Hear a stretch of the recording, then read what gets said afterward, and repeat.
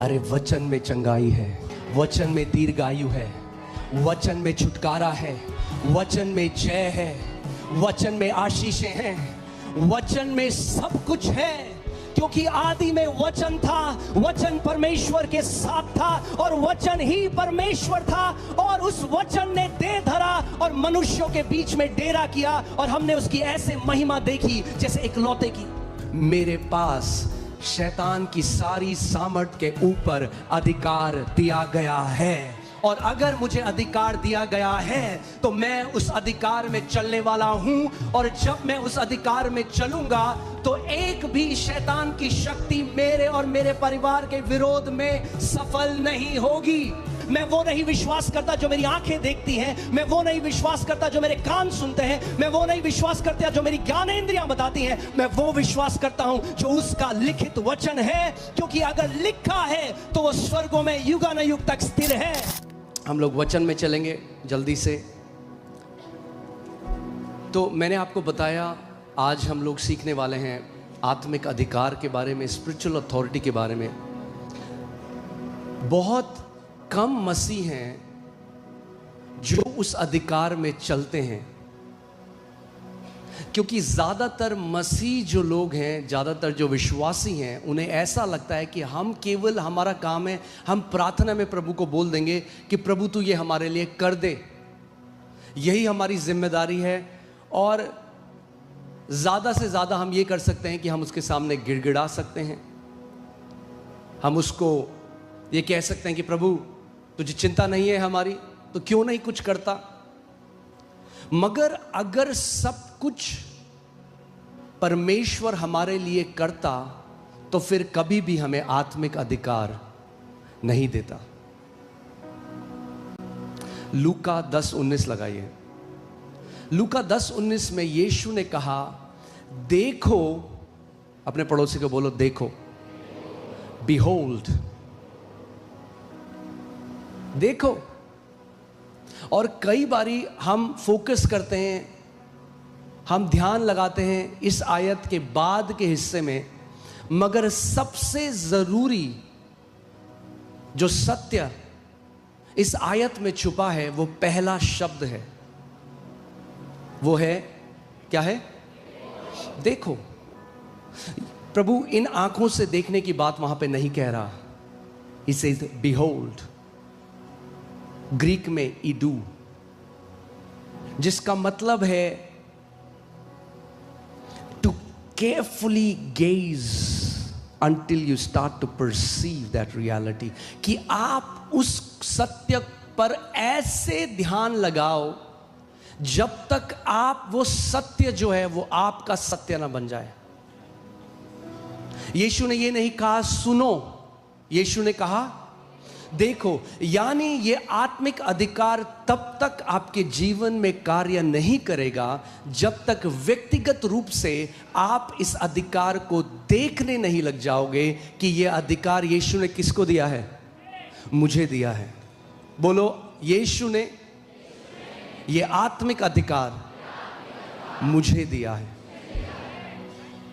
Okay, देखो मैंने तुम्हें सांपों और बिच्छुओं को, ये सांप और बिच्छू अलग अलग प्रकार के जादू टोना की शक्ति, मृत्यु की शक्ति, जो दुष्ट आत्माएं हैं उनको दर्शाता है।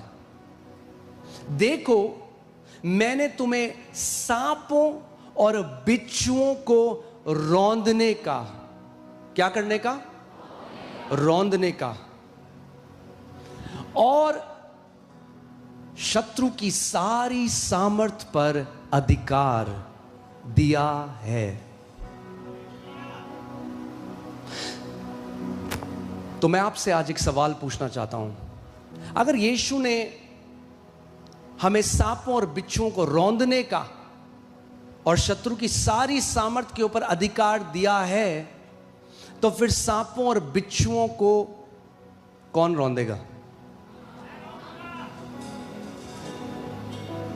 क्या यीशु ने यह कहा कि जो सांप और बिच्छू तुम्हारे विरोध में आएंगे उनको मैं रौंदूंगा?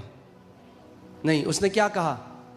उसने अपनी देह को पृथ्वी पर अधिकार दिया, क्योंकि यीशु अभी पिता के दाहिने हाथ स्वर्ग में है, मगर उसकी देह जो आप और मैं हैं, हम पृथ्वी पे हैं। और यीशु जानता है जहां वो बैठा है वहां कोई लड़ाई नहीं है। स्वर्ग में, heaven is not a hostile environment, third heaven, जहां यीशु का सिंहासन है, वहां पर अब कोई लड़ाई नहीं। जो मसीह लोग अपनी दौड़ को पूरा करके सो गए मसीह में, जो अब स्वर्ग में हैं, उनकी कोई लड़ाई नहीं है। मगर आप और मैं जो अभी जीवित हैं, हम एक ऐसे वातावरण में हैं जहां खतरा है, जहां एक दुश्मन है जो लगातार आपको नाश करना चाहता है।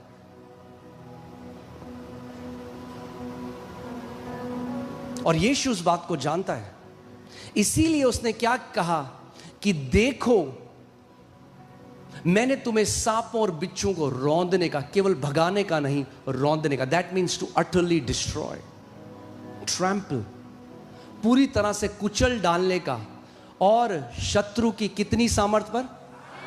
सारी सामर्थ पर क्या किया है? अधिकार दिया है। और किसी भी वस्तु से तुम्हें कुछ भी हानि ना होगी। अब सवाल यह आता है, तो फिर क्यों इतने सारे मसीह हैं जिनको हानि हो गई? क्या यीशु झूठ बोल रहा है? या तो वो झूठ बोल रहा है, या तो फिर हम कुछ समझे नहीं। क्योंकि केवल उसका अधिकार देना काफी नहीं, क्योंकि उसने तो अधिकार 2000 साल पहले दे दिया। मगर अगर आपने ये नहीं सीखा कि ये आत्मिक अधिकार कार्य कैसे करता है, तो यद्यपि आपको ये अधिकार दिया गया था, फिर भी आप ऐसे जियोगे जैसे आपके पास कोई अधिकार नहीं था।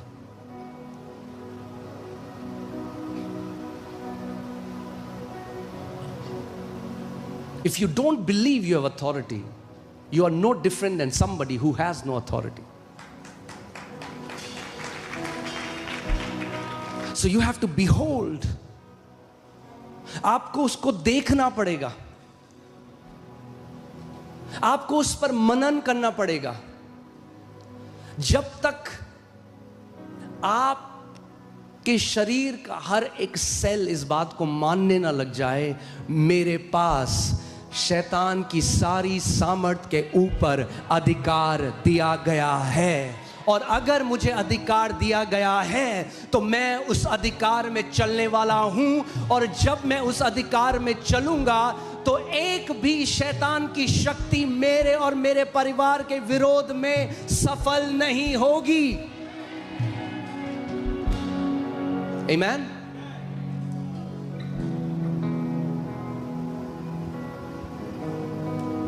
तो आपको बढ़ना पड़ेगा। आप एक बेबी विश्वासी नहीं रह सकते। आप एक छोटे बच्चे की तरह जीवन नहीं जी सकते जो प्रभु से कहता है, प्रभु मेरी शादी करा दे, मेरा वीज़ा लगा दे, मुझे घर दे दे, मुझे कार दे दे। अगर आपका रिश्ता यहीं तक है परमेश्वर के साथ, तो अभी आप क्या हो? आप एक छोटे बच्चे हो।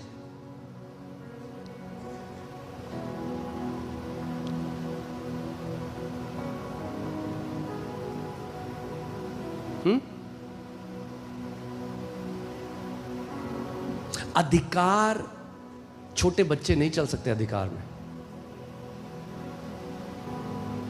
अगर अधिकार में चलना है तो आत्मा में बढ़ना पड़ेगा। अगर अधिकार में चलना है तो जानना पड़ेगा कि मसीह ने आपके लिए क्या किया और आप मसीह में कौन हो। आमीन। वो पहले से हमारे लिए सब कुछ कर चुका है, मगर अब इस बात को जानना है, इस बात में बढ़ना है।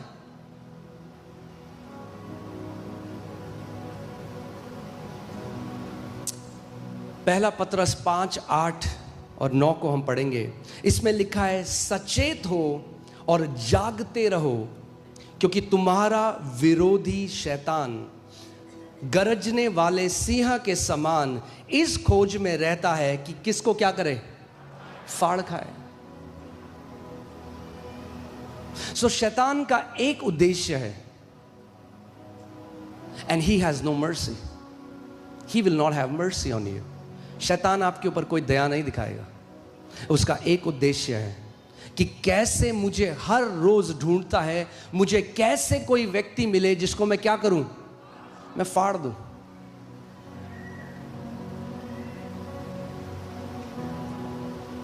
वो बाइबल कह रही है हमारा क्या है, विरोधी है, हमारा दुश्मन है। अगर सोचो कोई व्यक्ति है, कोई बड़ा बिजनेसमैन है और उसको पता चले कि कोई दुश्मन उसका है जो नुकसान पहुंचाना चाहता है उसको, उसके बच्चों, अब वो सतर्क हो जाएगा। सुबह घर में जाने में, आने में, अपने घर में सतर्क हो जाएगा। और वही बाइबल हमें बता रही है कि हमें सतर्क होना है, क्योंकि वो क्या ढूंढ रहा है, वो रास्ता ढूंढ रहा है कि कैसे आपके जीवन के अंदर एक रास्ता उसको मिले।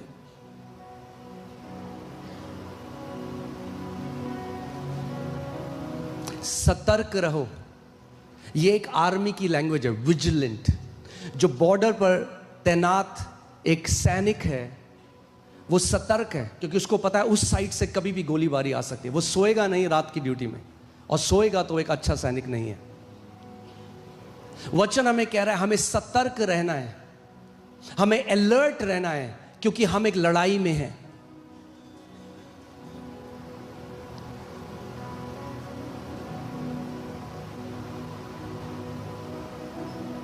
The battle is over, the war is over. यीशु ने हरा दिया शैतान को, मगर अब एक पर्सनल कुश्ती चल रही है, एक रेसलिंग चल रही है पर्सनल। हम पहले से ही जयवंत से बढ़कर हैं जब हम इस बात को समझ जाएंगे।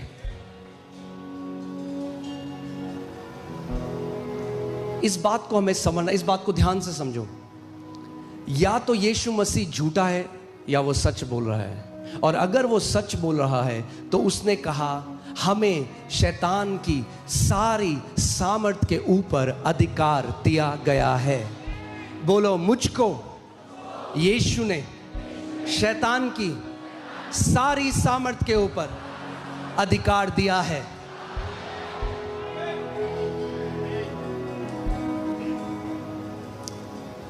मगर हर एक चीज जो परमेश्वर कहता है, अगर उसमें आप विश्वास ना मिलाओ तो वो आपके जीवन में पूरी नहीं होगी।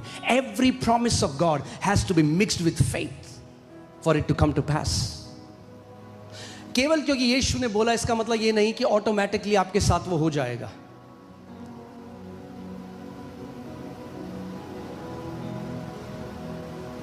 अगर सच में हमारे पास और ये जो अधिकार है ये केवल कुछ अभिषिक्त परमेश्वर के दासों के लिए नहीं है, ये परमेश्वर के हर एक बेटे और बेटी के लिए है जो अधिकार यीशु ने दिया है। अगर आप उसकी देह हो, अगर आप उसका परिवार हो, तो इसका मतलब आप अधिकारी हो, उसने आपको अधिकार दिया है।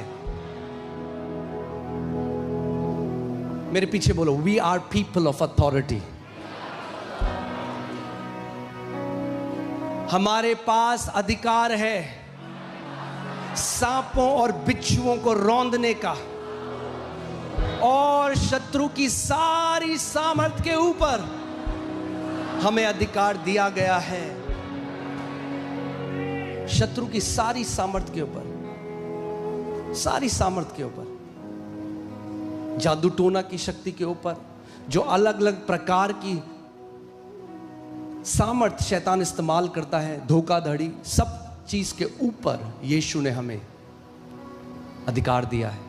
और अब वो कहता है अब तुम सचेत हो जाओ, तुम्हारा एक काम है।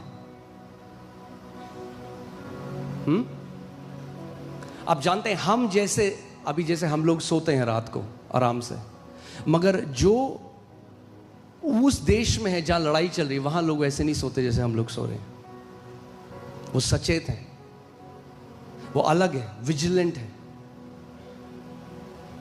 अभी लोग जो दुबई में थे, मिडिल ईस्ट में थे, फोन में मैसेज आ जाता है जल्दी से सेफ, खिड़कियों से दूर चले जाओ, तो फोन बगल में है, अलर्ट, बेसुध होके नहीं रह सकते, क्योंकि क्या पता है एक क्या चल रही है, एक लड़ाई चल रही है।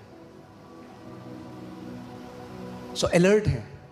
जैसे ही मैसेज आया खिड़की से दूर चले जाते हैं।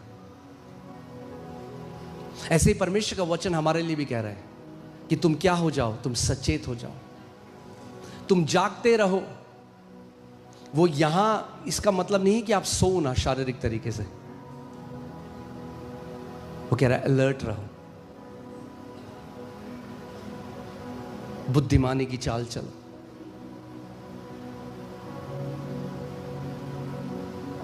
कुछ लोग हैं उल्टी सीधी चीजें देखेंगे और फिर बोलेंगे, हॉरर मूवी देखेंगे फिर बोलेंगे हमें डर लग रहा है।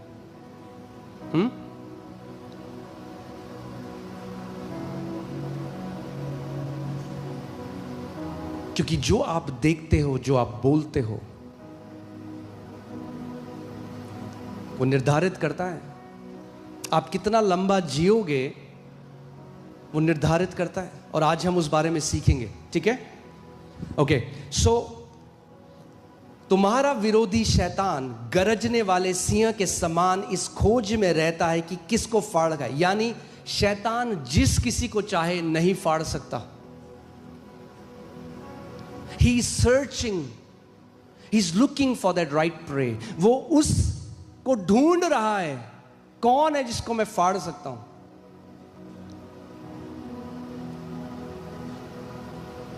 कौन है वो जिसको मैं नाश कर सकता हूं, वो ढूंढ रहा है, ठीक है?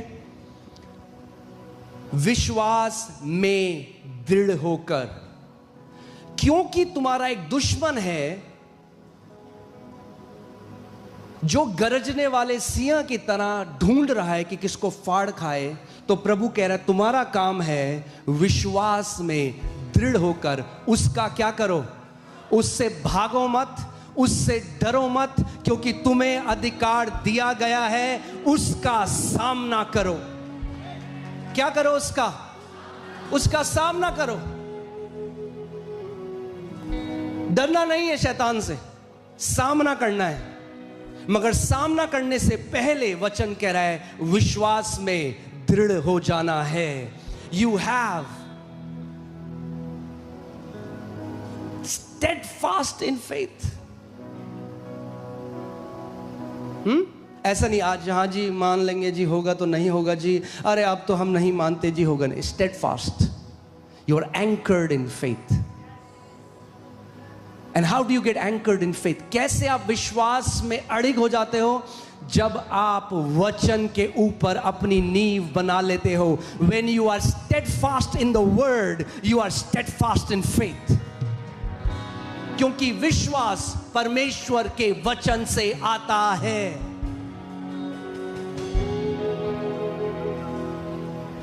अगर आप वो व्यक्ति हो जो अपनी भावनाओं से चलते हो, फीलिंग से चलता है, आज I am feeling this, if you live by your feelings you are an easy pray.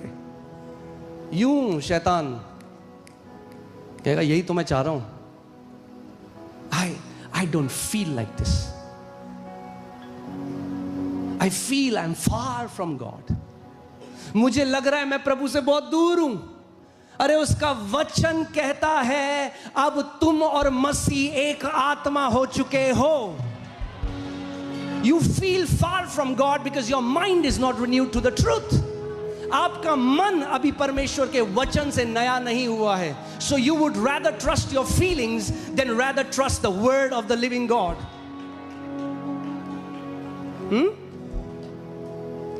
मेरे पीछे बोलो, परमेश्वर का राज्य फीलिंग्स का नहीं है।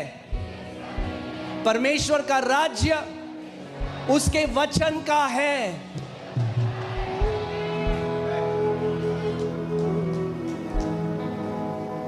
You don't have to feel you are healed, you have to believe you are healed। You don't have to feel you are victorious, you have to believe you are victorious। It's not about feelings। ये feelings के बारे में नहीं है, ये भावनाओं के बारे में नहीं है। अगर आप वो मसीह हो, अगर आप वो विश्वासी हो जिसने अपना पूरा जीवन फीलिंग्स के ऊपर बनाया है, तो आप एक ऐसी खिसकती रेत के ऊपर है आपका घर जो कभी भी ढह जाएगा।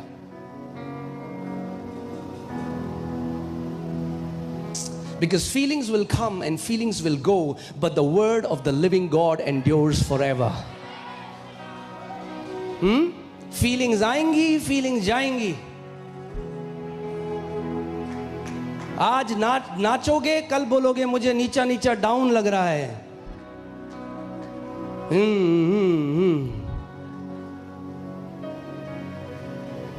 Your word, O Lord, is forever settled in heavens. तेरा वचन यहोवा हमेशा के लिए स्वर्ग में स्थिर है, वो अड़िग है, वो हिल नहीं सकता, वो मिट नहीं सकता, वो बदल नहीं सकता। जो तेरा वचन 6000 साल पहले कहता था वही तेरा वचन आज भी कहता है, और वही तेरा वचन अगले 60,000 अनंत तक वही रहेगा। उसका वचन बदलेगा नहीं। सो अगर वचन में खड़े हो तो एक ऐसी नींव में खड़े हो जो बदलने वाली नहीं है। यीशु ने कहा बुद्धिमान मनुष्य वो है जो मेरी बातों को सुनकर अपना घर उस पर बनाता है। उसने कहा जब तूफान आएंगे, जब आंधियां आएंगी, क्योंकि याद रखना मुश्किल परिस्थिति आएगी जब इस पृथ्वी में हो, आएगी। Symptoms will come, situations will come, storms will come. But if your faith is resting on the finished work of Jesus, अगर आपका विश्वास यीशु ने जो कर दिया है उस पर खड़ा है, तो कोई ऐसी दुष्ट आत्मा नहीं जो आपको हिला सके। There is no power in hell that can cut short your life if you're standing on the word of the living God. Amen. So विश्वास में दृढ़ होना किसका काम है?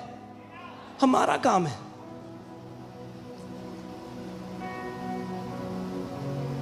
दृढ़ होना पड़ेगा, फीलिंग से नहीं जी सकते। आप जानते हैं हमारी सबसे बड़ी problem, Bible says do not give a place to devil. आप जानते हैं हम कैसे, हम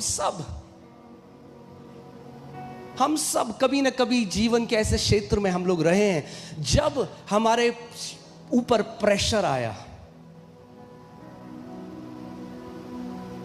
गलत खबरें आई, हमारे विरोध में परिस्थितियां आई, और उस समय हमने जल्दी से वो बोल दिया जो हम फील करते हैं।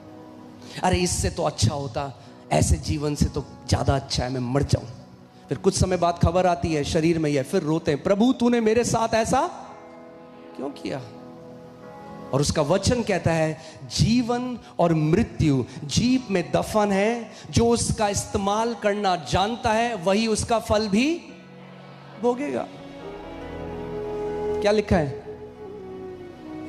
जो उसे इस्तेमाल करना, यानी दिक्कत हमारी ये है कि हमें आज तक, कई लोग 70 साल के हो गए, 80 साल के हो गए, जीभ कैसे इस्तेमाल करनी है आज तक नहीं सीखा। केवल क्योंकि आपके बाल सफेद हो गए इसका मतलब ये नहीं कि आपको आ गया कि जीभ कैसे इस्तेमाल करनी है। और जो वो बो रहे हैं वही कटनी भी वो कर रहे हैं।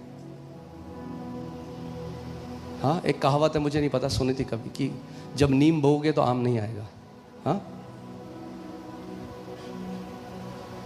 तो आपको व्यक्तिगत रूप से जिम्मेदारी लेनी पड़ेगी अपने जीवन की। पड़ोसी को बोलो, जिम्मेदारी लेनी पड़ेगी। आमीन।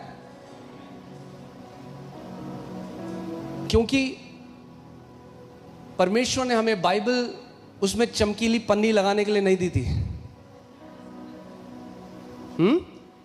उसको सजाने के लिए नहीं दी थी। उसने अपना वचन भेजा और मुझे मेरे रोगों से चंगा किया है। उसने अपने वचन को भेजा और मुझे नाश होने से बचा लिया है।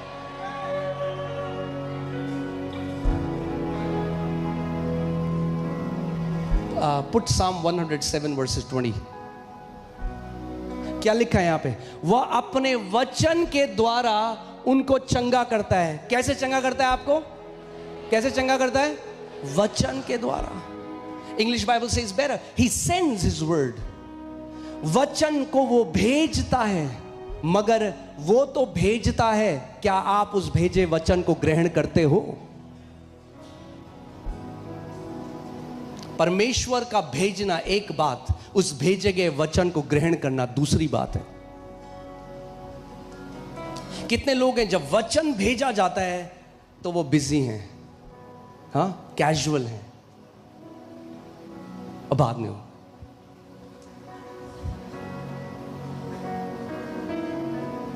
अरे वचन में चंगाई है, वचन में दीर्घायु है, वचन में छुटकारा है, वचन में जय है, वचन में आशीषें हैं, वचन में सब कुछ है। क्योंकि आदि में वचन था, वचन परमेश्वर के साथ था और वचन ही परमेश्वर था, और उस वचन ने देह धरा और मनुष्यों के बीच में डेरा किया, और हमने उसकी ऐसे महिमा देखी जैसे इकलौते की। सब कुछ जो आप परमेश्वर से चाह रहे हो वो परमेश्वर के वचन में है। परमेश्वर अपने वचन से अलग कुछ नहीं करता। कितने लोग मेरी बात को समझ रहे हैं?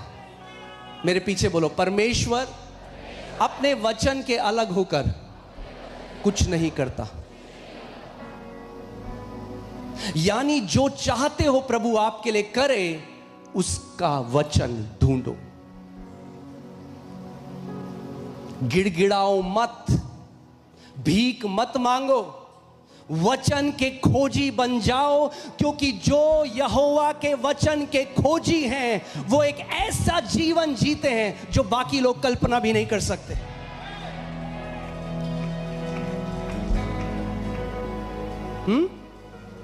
आज लोग बस प्रार्थना करो, प्रार्थना, अरे क्या प्रार्थना करो, पता ही नहीं है लोगों को।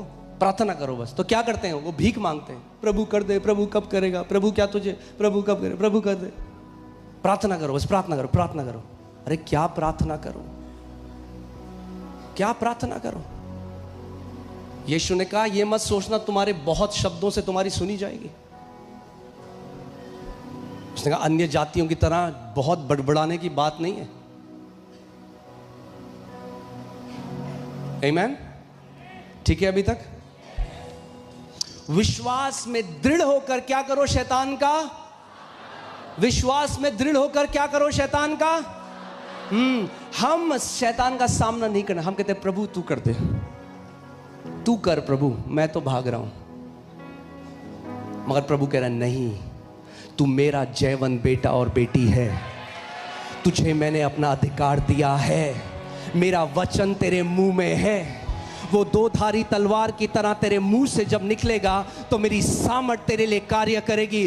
उठ अपने उस अधिकार में जो मैंने तुझे दिया है और शैतान का सामना कर। उससे भाग मत, उसका सामना कर। हर एक उस परिस्थिति को जो शैतान आपके जीवन में लाया है उसका सामना करो।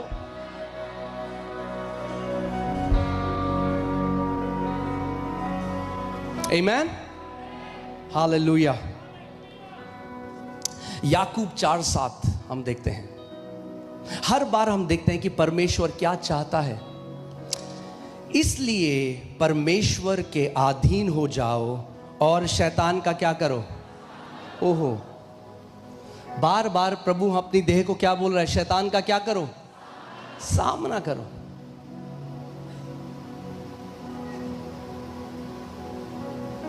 परमेश्वर के अधीन हो जाओ। परमेश्वर के अधीन कैसे होते हो आप? ऐसे बोल के प्रभु हम तेरे अधीन हैं तो हम तेरे अधीन आ गए, हाँ? ऐसे नहीं होते। यस, जब आप वचन के अधीनता में आते हो तो आप परमेश्वर के अधीन आ जाते हो, क्योंकि परमेश्वर वचन है।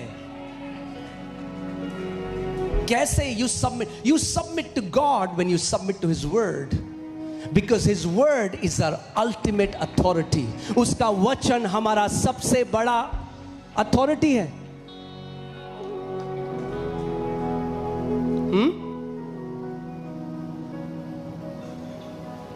हालेलुया। तो कैसे अधीनता में आना है? वचन की अधीनता में आना है। You bring your senses under the authority of the word. आप अपने ज्ञानेंद्रियों को वचन के अधीनता में ले आते हो. I don't trust what my eyes see. I don't trust what my body feels. I don't trust what my ears hear. I trust what the word says. If it is written, it is forever settled in heavens. मैं वो नहीं विश्वास करता जो मेरी आंखें देखती हैं. मैं वो नहीं विश्वास करता जो मेरे कान सुनते हैं. मैं वो नहीं विश्वास करता जो मेरी ज्ञानेंद्रियां बताती हैं. मैं वो विश्वास करता हूं जो उसका लिखित वचन है, क्योंकि अगर लिखा है तो वो स्वर्गों में युगानुयुग तक स्थिर है.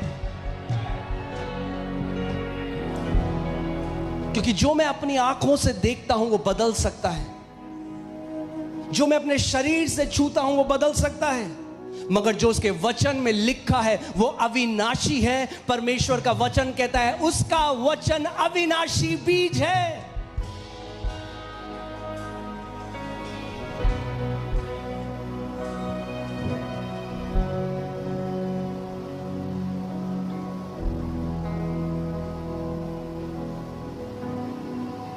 यीशु ने कहा जब मैं वापस आऊंगा क्या मुझे पृथ्वी पर विश्वास मिलेगा?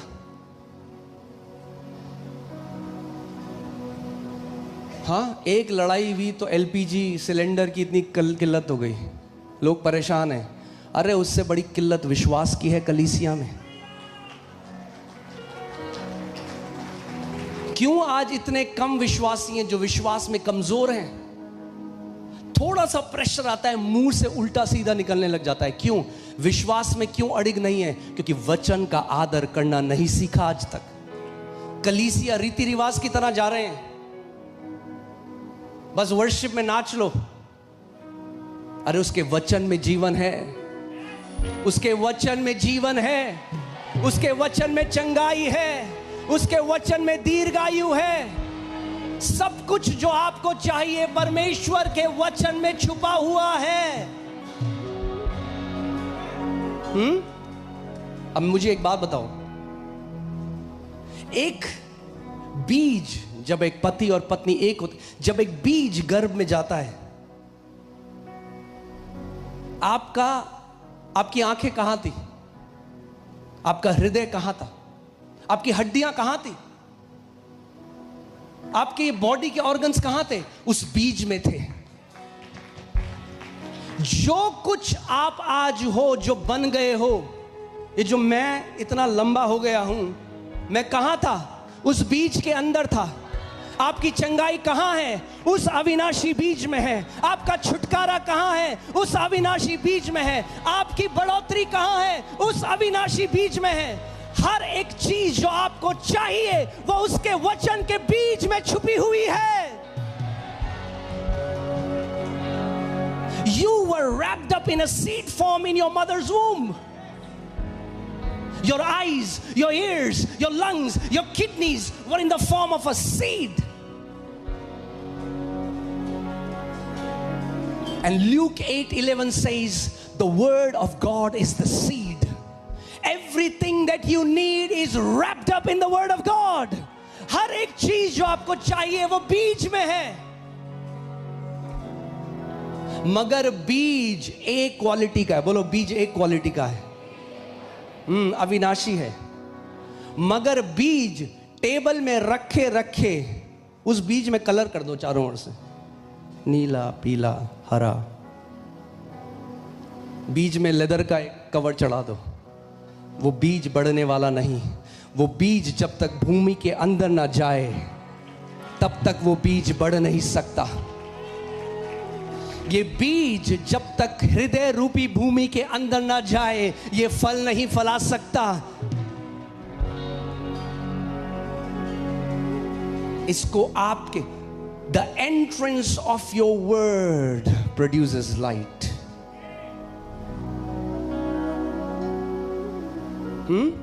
आई थिंक टीम के पास अगर वो है तो अगर आप ढूंढ सकते हो ऑनलाइन. आप जानते हैं जब एक बीज माता के गर्भ में जाता है और जब कंसेप्शन होता है, जब गर्भ धारण होता है, एक लाइट निकलती है. अभी साइंटिस्ट ने ये साइंटिस्ट जो वचन में हजारों साल पहले, जब ना तो माइक्रोस्कोप थे ना अल्ट्रासाउंड करने की डिवाइस थी, the moment a seed, a conception happens, light is released.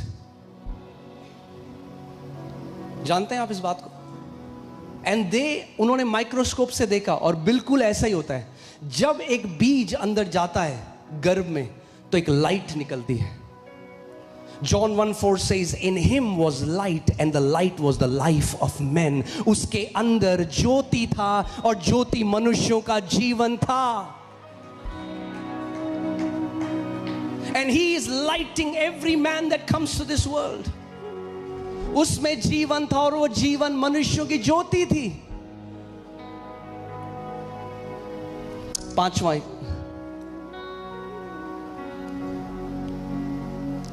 और ज्योति अंधकार में चमकती है। ओके, वैसे ही जैसे शारीरिक बीज जब गर्भ धारित होता है और लाइट निकलती है, in the same manner the Bible says in Psalm 119, भजन संहिता 119 में वचन कहता है, the entrance of his word releases light. जब वो वचन आपके हृदय में प्रवेश करता है एक आत्मिक ज्योति निकलती है, बैम। और जब वो ज्योति निकलती है अंधकार को भागना पड़ता है।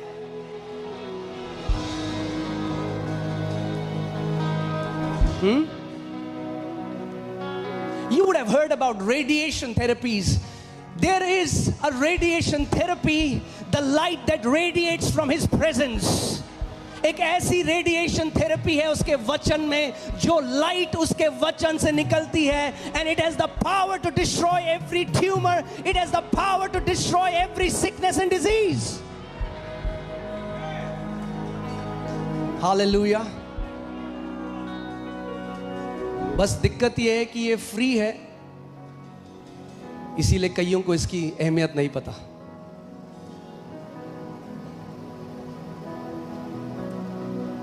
If the entrance of his word releases light, तेरे बातों के खुलने से प्रकाश होता है।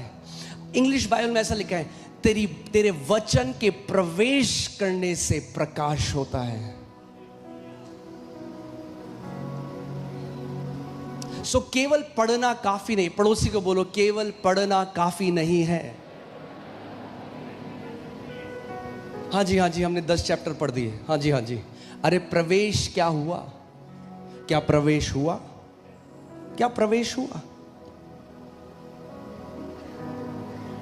जब तक एक बीज गर्भ में प्रवेश नहीं करता, संतान नहीं हो सकती, जीवन उत्पन्न नहीं हो सकता। उसी रीति से जब तक वचन हमारे हृदय रूपी गर्भ में प्रवेश ना करे, जीवन नहीं हो सकता, फल नहीं फल सकता।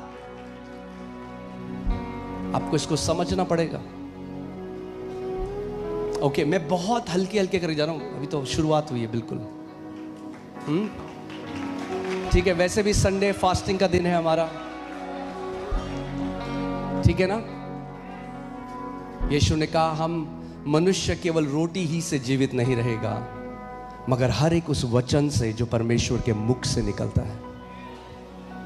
हर रविवार परमेश्वर अपनी कलीसिया में अपने वचन को भेजता है और वो कहता है, जिसके सुनने के कान हैं वो सुन ले कि आत्मा कलीसिया से क्या कह रहा है। ओके, सो कैसे बलवंत होना है हमें विश्वास में? कैसे बलवंत होगे? वचन से। अगर विश्वास सुनने से आता है और सुनना वचन से होता है, तो इसका मतलब जितना वचन मेरे हृदय में है, मेरी बाइबल में है नहीं, मेरे हृदय में है, उतना विश्वास मेरे द्वारा कार्य कर रहा है।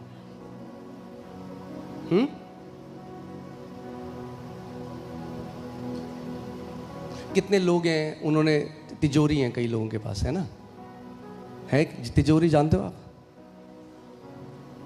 कई लोगों ने अपने शादी के कंगन रखे हैं उसमें, कई ने रजिस्ट्रियां रखी हैं, और जब तक वहाँ है बड़ा शांति, हाय हाय हाय बहुत बढ़िया है, कुछ रखा है तिजोरी में। वो आपका असली धन नहीं है। एक ऐसी आत्मिक तिजोरी है, अगर आप पहचान गए, जो हृदय रूपी हमारी तिजोरी है, उसमें जो वचन छुपा हुआ है, वो आपका असली धन है, जो आपको अनंत में धनी बनाता है। अनंत में कुछ ऐसे भी अमीर हैं जो अमीर तो हैं मगर बहुत गरीब हैं परमेश्वर की नजरों में। यहां पर धन होना कोई बहुत बड़ी बात नहीं, परमेश्वर की नजर में धनी होना एक बड़ी बात है। और जो वचन के धनी हैं वे परमेश्वर की नजर में धनी हैं। अब जानते हो यीशु ने क्या कहा? मैं थोड़ा टॉपिक से थोड़ा साइड जा रहा हूं क्योंकि मैं बस आपको बताना चाहता हूं। In the kingdom of God, do you know, money is the least. Your money, your possessions are the least in the kingdom. सबसे निचला, प्रायोरिटी में सबसे नीचा आपका पैसा, आपका बैंक बैलेंस, आपकी कितनी बड़ी कार है, आपका कितना बड़ा घर है, ठीक है, कुछ समय के लिए वो लीस्ट है परमेश्वर की नजर। इसका मतलब ये नहीं वो आपको ब्लेस नहीं करेगा, बट लीस्ट है, प्रायोरिटी वाइज लीस्ट है। That's not our real reward. Possessions aren't our real reward. हाँ, कोई भी गाड़ी हो आपकी, BMW हो, मर्सिडीज हो, महंगी से महंगी हो, है टिन का डब्बा ही 10-15 साल में जंग लग जाएगा, कबाड़े में जाएगी। मगर एक ऐसा धन है, यीशु ने कहा, जिस पर काई नहीं लगती, ना कोई चोर उस धन को चुरा सकता है। यीशु ने कहा उस धन में धनी बनो, उस धन में हमें धनी बनना है। ये सारी चीजें तो यीशु ने कहा अपने आप में जोड़ दूंगा अगर तुम मेरे राज्य के खोजी हो जाओगे। अरे तो इनके पीछे भागने की जरूरत नहीं, ये तो जुड़ती जाएंगी। तुम्हारा ध्यान मेरी नजरों में धनी बनना होना चाहिए।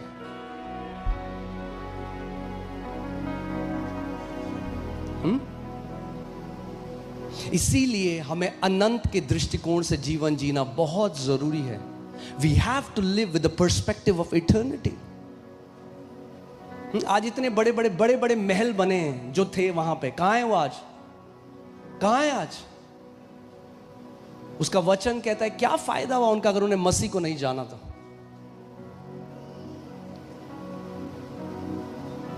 ओके,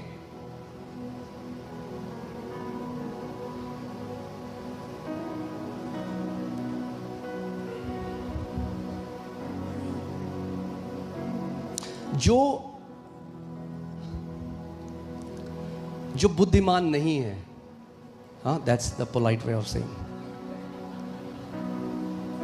जो बुद्धिमान नहीं है, जिनके पास आत्मिक समझ नहीं है, वो यीशु, पूरी उनकी प्रार्थनाएं क्या होती हैं? ये यहीं घूमती है पूरी गाड़ी, पूरी प्रार्थनाएं, वीजा, पैसा, प्रमोशन, ठीक है, गलत नहीं है, प्लीज मुझे गलत मत समझिए, मगर पूरा अगर आपका मसीह के साथ रिश्ता आपके वीजा के लिए है और कनाडा जाना है, अरे कनाडा में नहीं है आशीष, मसीह यीशु में है आशीष। जगह बदल के आशीष नहीं आएगी, आशीष मसीह यीशु में है।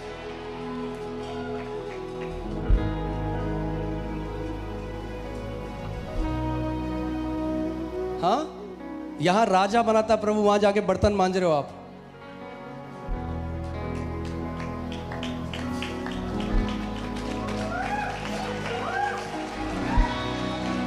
मैं ये नहीं कह रहा हूं मत जाओ, प्रभु भेजे जरूर जाओ, मगर अगर ये सोच के जा रहे हो कि जगह बदल दूंगा तो लूत के समान हो, क्योंकि लूत ने हरी घास देखी और इब्राहिम को छोड़ दिया जो विश्वास का पिता था, और हरी घास देखकर वहां चला गया और हरी घास देखकर वहां नाश हो गया। और इब्राहिम, क्योंकि उसके पास परमेश्वर का वचन था, रेगिस्तान में गया और रेगिस्तान में भी आशीषित होता गया।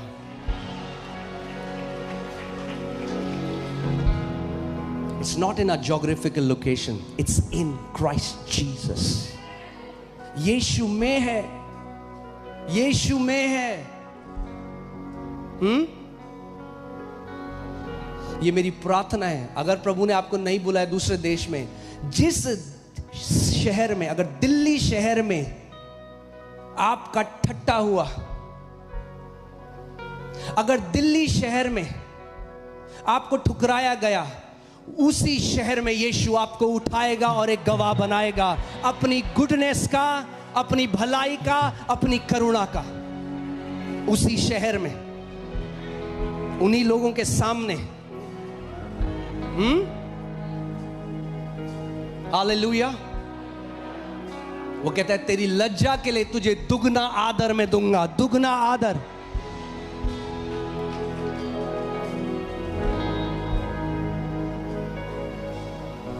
सो हमारा this is not our treasure.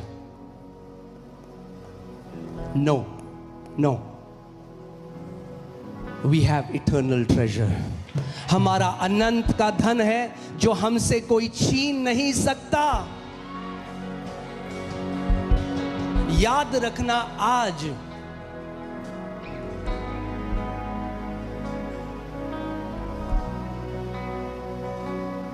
जब तूफान आए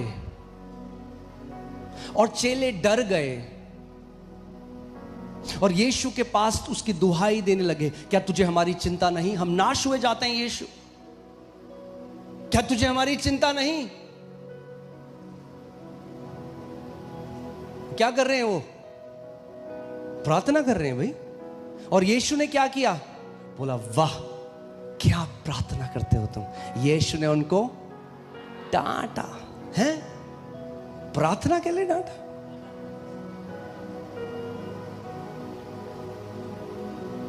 यीशु ने कहा हे अल्पविश्वासियों, मैं कब तक तुम्हारी सहूंगा, मैं कब तक तुम्हारे संग रहूंगा। क्यों? क्योंकि वो कह रहा है अरे तुमको तो मैं चुन रहा हूं, जा रहा हूं मैं, तुम्हें अब जिम्मेदारी लेनी पड़ेगी जय की।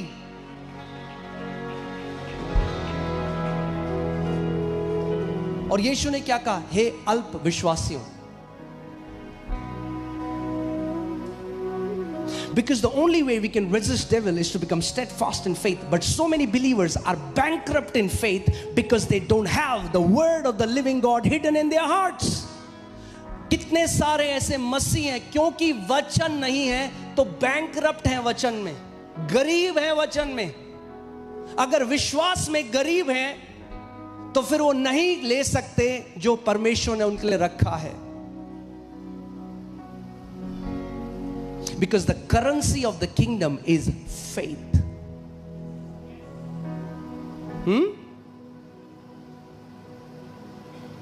कई लोग कहते हैं अरे आपका तो विश्वास ज्यादा है। अरे तो तुम भी ज्यादा कर लो, मुफ्त में मिल रहा है। तुम क्यों नहीं ज्यादा करते? तुम बोलते हो हम पॉपकॉर्न खाएंगे, टीवी देखेंगे, बिग बॉस देखेंगे, कोई है जो हमारे लिए घुटने टेकेगा? अरे कब तक दूसरे लोगों को अपनी लड़ाइयां लड़ने के लिए जिम्मेदारी दोगे? कब खड़े होगे कि अपनी लड़ाई हम खुद लड़ेंगे? कोई आपकी लड़ाई नहीं लड़ सकता। याद रखना, अगर जयवंत जीवन जीना है पूरी जिंदगी तो विश्वास में दृढ़ होना पड़ेगा। ये संकल्प, ये निर्णय लेना पड़ेगा कि परमेश्वर ये मेरी लड़ाई है और तूने मुझे अधिकार दिया है।